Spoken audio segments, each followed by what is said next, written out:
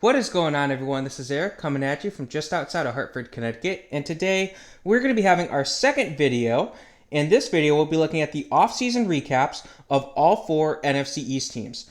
Now, earlier today, we did release a video that was of the AFC East teams, and I did go into detail about what this playlist and what these videos will, include. So if you are interested, definitely check that one out.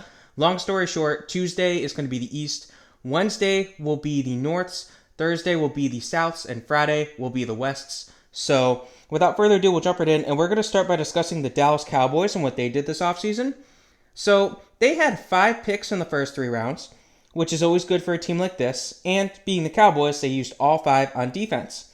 So, their first round pick was linebacker Micah Parsons, who they drafted with the 12th pick. Their second round pick was used to select cornerback Kelvin Joseph at 44. And then they had 3 third-round picks, the first of which was used to select defensive tackle Osa Odigizuma at 75. Then they drafted defensive end Chauncey Golston at 84. And they finished up their top 3 picks with cornerback Nashawn Wright at 99.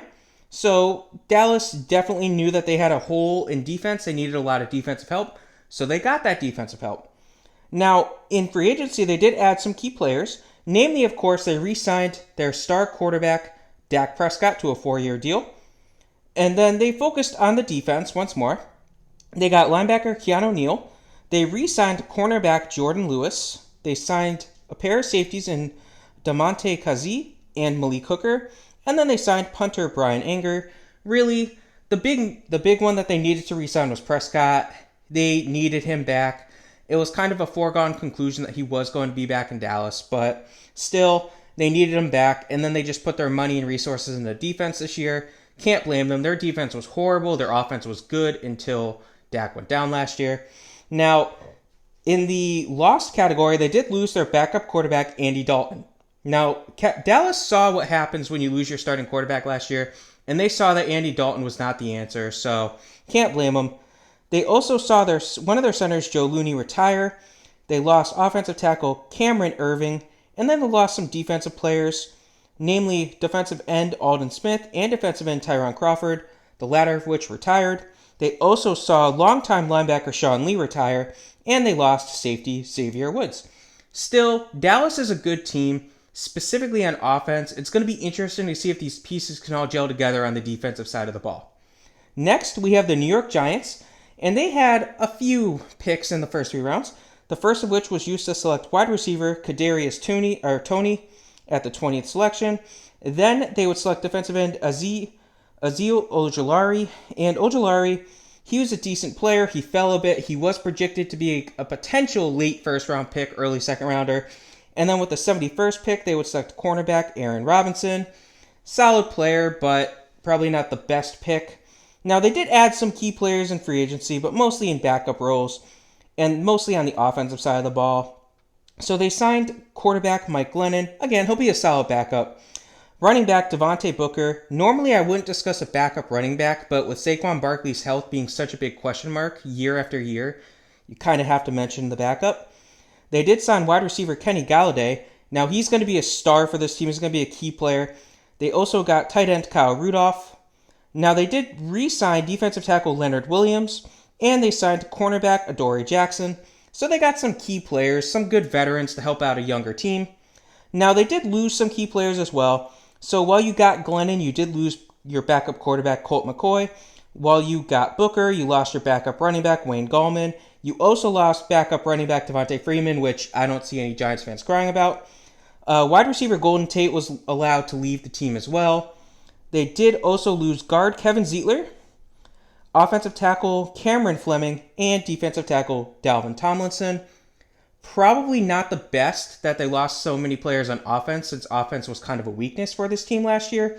But still, the Giants, they're going in a new direction. They wanted to get rid of some of the old players. They still have a bright future to an extent. This is going to be Daniel Jones' real year.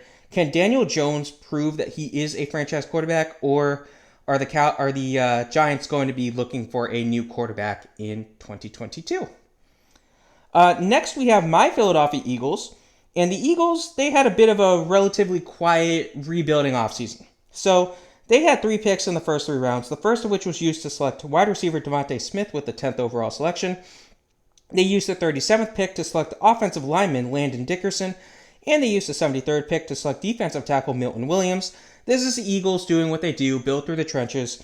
Dickerson was probably going to be a first-round pick had he not torn his ACL. He's been an often injured player, so he also fits the Eagles' MO, unfortunately. So we'll have to see. And I do want to mention Kenneth Gainwell, who they drafted out of Memphis. You guys know I'm a Memphis Tigers fan. You guys know I'm an Eagles fan, obviously. So I'm extremely excited about him, but I couldn't write him down. I'm only doing top 3 rounds. I do want to mention him. Now, the Eagles, they did have a couple players that they added in the offseason. They added a pair of quarterbacks in Joe Flacco and Gardner Minshew, the latter of which they acquired via trade. They mostly then focused on defense, getting defensive end Ryan Kerrigan, who is a former Eagle killer from Washington, linebacker Eric Wilson, cornerback Steven Nelson, and safety Anthony Harris, 2 of whom used to work with the new Eagles defensive coordinator, so can't blame them for getting guys that know the system. Basically, it's just the Eagles trying to patch a couple of holes and hoping that they work out. These are all 1-year deals for the most part. Now, they did lose some key players as well. And, of course, the first one that they lost is quarterback Carson Wentz, who they traded away to the Colts. I'm not going to get into that today.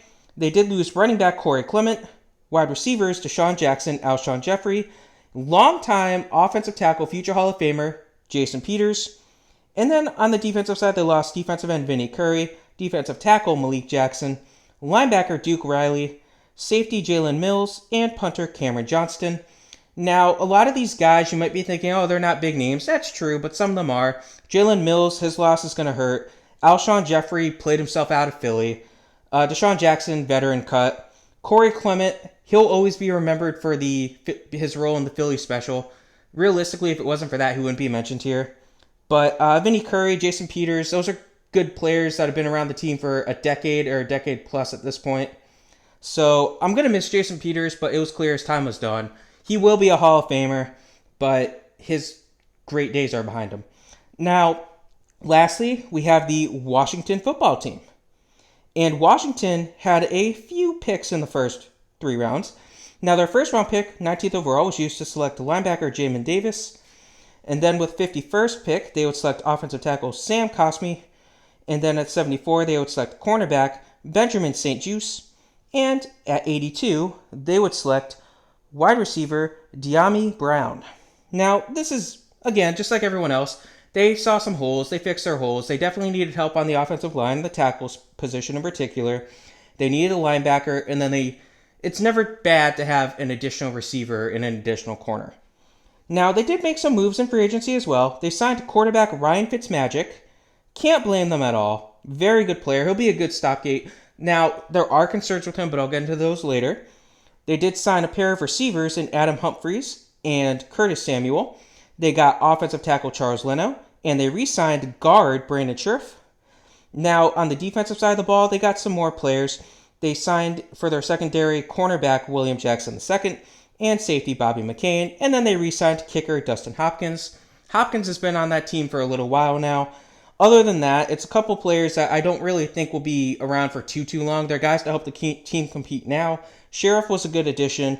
Bobby McCain and William Jackson were both also good young additions for this team. Now, they got their defense even stronger. In turn, they did lose some good players as well. They did lose quarterback Alex Smith to retirement and offensive tackle Morgan Moses, who they actually cut. And then they did lose some key players on the defense as well, specifically Ryan Kerrigan, defensive end, linebacker Thomas Davis Sr., who retired, cornerback Ronald Darby, and cornerback Fabian Moreau. Nothing that the team will not overcome, but those are some key players. Darby had a good year in Washington last year. Moreau was decent.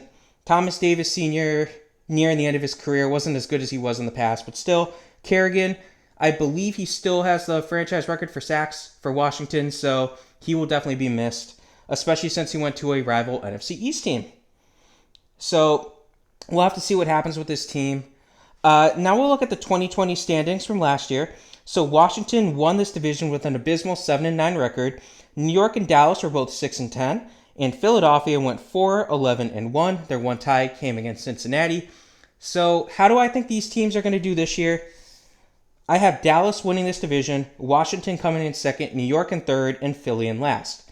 Now, basically, Dallas looked like they were going to win this division earlier in the year, last year, and then Dak got hurt, and that was not even the end of this team. Dalton was okay. He wasn't great, but he was okay.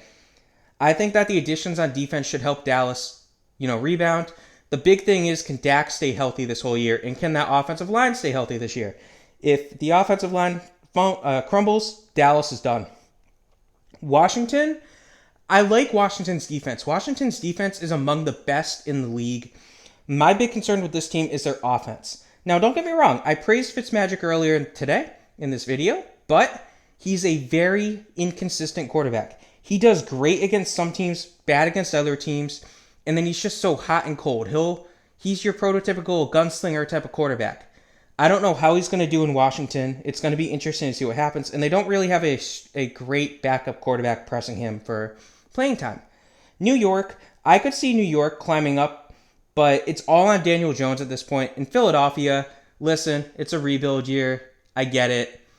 It stinks. People might say I'm a pessimistic fan. I think of myself as a realist. I look at it how it is for the Eagles in particular. So hopefully this year we do have a team that finishes above 500. It won't be the Eagles, but the other three teams realistically I could see happening. It will take a lot for New York to do it. Washington and Dallas, they should be the teams that compete for the title. I think Dallas will win, so it will be yet another year where the NFC East does not have a repeating champion. Anyway, I hope you guys enjoyed this video. This was the offseason recap for the 4 NFC East teams. Have a good rest of your day.